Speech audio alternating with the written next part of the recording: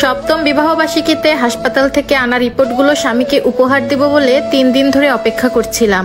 এই 7 বছর ধরে আল্লাহর কাছে একটা সন্তানের জন্য অনেক কেঁদেছি। চেনা জানা কোনো ডাক্তার বাদ দিনি, সবাইকে দেখিয়েছি। অনেকেই বলেছে ফকির কবিরাজ দেখাতে, কিন্তু কাজটা শিরক, তাই নিজেকে আটকে রেখেছিলাম। তা না হলে এটাও বাদ যেত না। গত 3 দিন আগে টেস্টের রিপোর্ট হাতে পাই আমি, রেজাল্ট পজিটিভ এসেছে। আমি প্রেগনেন্ট। এতদিনে আল্লাহ তাআলা মুখ তুলে চেয়েছেন। মনে মনে ভাবতেছিলাম আমার হাজবেন্ড অনেক খুশি হবে। ভালোবেসে বিয়ে করেছিলাম আমরা। বিয়ের 1 বছর পর আমার হাজবেন্ড এবং আমার শাশুড়ি সন্তানের জন্য বায়না করতে লাগলো। যদিও আমার আরো অনেক পরে বাচ্চা নেওয়ার ইচ্ছা ছিল, কিন্তু পরিবারের সবার আবদারের সামনে আর কিছুই বলতে না পেরে রাজি হয়ে গেলাম। এরপর দেখতে দেখতে 2 মাস, 4 মাস, 6 মাস, এমনকি বছর পার হয়ে গেল, কিন্তু আমি এখনো কনসিভ করলাম না। ইতিমধ্যে সবাই আমার উপর বিরক্ত। শুরু হলো ডাক্তার দেখা দেখি, কিন্তু কোনোভাবেই কোনো কাজ হচ্ছিল না। বিয়ে 6 বছর পর আর ধৈর্য ধরতে না পেরে আমার স্বামী অবশেষে দ্বিতীয় বিয়ের কথা বলেই ফেললো।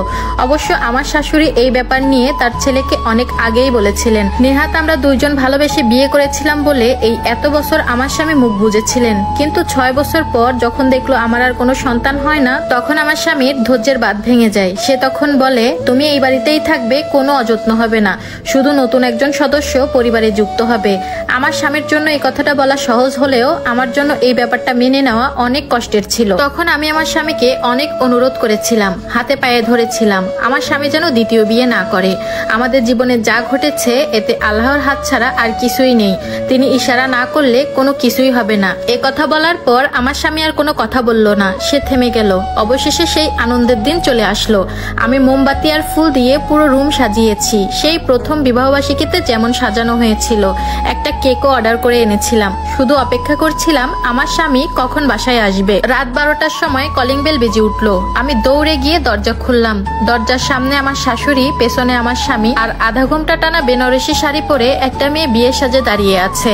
আমার কয়েক মুহূর্ত লাগলো সবটা বুঝে উঠতে। আমি আমার স্বামীর মুখের দিকে তাকালাম। সে অপরাধীর মতো মাথা নিচু করে দাঁড়িয়ে আছে। পরিস্থিতি সামাল দিতে তখন আমার শাশুড়ি বলে উঠলো, নতুন বউকে কতক্ষণ দরজার সামনে দাঁড়িয়ে রাখবো? তুমি দরজার সামনে থেকে সরে দাঁড়াও। আমাকে সরিয়ে দিয়ে আমার শাশুড়ি, সাথে আমার স্বামী এবং তার নতুন বউ ঘরে প্রবেশ করলো। তবে সকালে আমার শাশুড়ি বলেছিলেন আমার স্বামীকে নিয়ে তার এক আত্মীয় বাড়ি যাচ্ছেন, রাতে ফিরতে দেরি হবে। তবে এই বুঝি সেই আত্মীয়। আমি আমার বিবাহবার্ষিকী উপলক্ষে ঘরের সবার জন্য বিরিয়ানি রান্না করেছিলাম, আর ঘরটাও গোলাপ ফুল দিয়ে নতুন করে সাজিয়েছিলাম। একদিকে বিরিয়ানির গন্ধ আর একদিকে তাজা ফুলের সুবাস সারা ঘর জুড়ে মোমো করছে।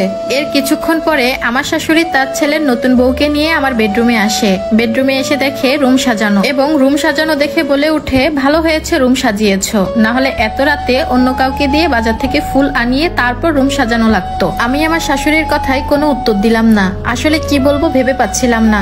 কারণটা তো আমি জানি, আমার স্বামীর সাথে আমার শাশুড়ি একটা সন্তানের জন্য কতটা উৎসুক ছিলেন। তবে আমার স্বামীর মুখে মাঝে মাঝে দ্বিতীয় বিয়ের কথা শুনলে আমি খুব কষ্ট পেতাম, খুব ভয় পেতাম। মনে মনে ভাবতাম, অনেকেই তো অনেক কথা বলে, একটা সন্তানের জন্য কেউ আবার দ্বিতীয় বিয়ে করে নাকি? আর যাই হোক, আমরা তো ভালোবেসে বিয়ে করেছি, আমার স্বামী আমাকে কখনো ঠকাবে না। কিন্তু হায় আফসোস, আমার সব ধারণা ভুল প্রমাণ করে দিয়ে আমার স্বামী নতুন করে বিয়ে করে আনলো। নতুন বউকে রুমে রেখে আমার স্বামী আমার পাশে ড্রয়িং রুমে এসে বসলো, আর এসে কিছুটা অপরাধীর মতো মাথা নত করে বলল, তোমার এই বাড়িতে কোনো কষ্ট হবে না, তোমার সব চাহিদা আমি পূরণ করব। এ কথা বলে সে আমার রুমে চলে গেল। কিন্তু আজকে আমি আমার রুমে নেই, আজকে আছে তার নতুন বউ। এর মাঝে আমার শাশুড়ি একবার আমাকে ডেকে গেছেন। তিনি বললেন, আজকে ওই রুমে রাকিব আর তার নতুন বউ ঘুমাবে, তুমি এসে আমার পাশে ঘুমাও। এ কথা শুনে মনে মনে ভাবতেছিলাম, আজ ওই রুমে নতুন বউ আছে, কালকে কি থাকবে না, পরশু কি থাকবে না? তাহলে আমি সারাটা জীবন কোথায় ঘুমাবো? এভাবে তো আর জীবন চলবে না। সারা রাত ফুপিয়ে ফুপিয়ে কান্না করেছি।